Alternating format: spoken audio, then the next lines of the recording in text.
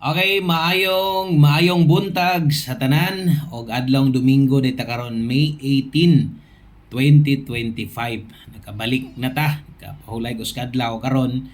Nanasad tay hatag sa inyo ha. Og tiwas ang video ni, subscribe daan o sa minuto ra ni kapin ha.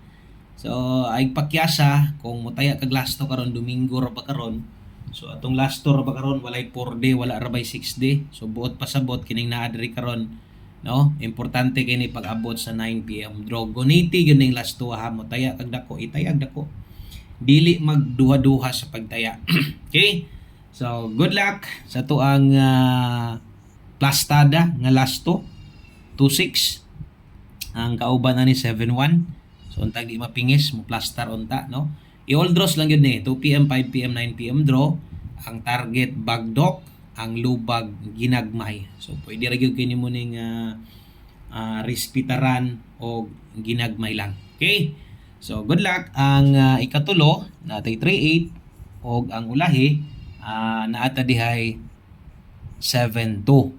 Okay, so kompleto na ha. Ang lubag bahalag ginagmay. Importanteng nakaabay ka ng bagdok plastada na to diha para karong adlaw. So dinilang ko to, daghang kayong salamat yung tanan sa inyong pagtanaw labi na sa mga nagulat-ulat. Good luck.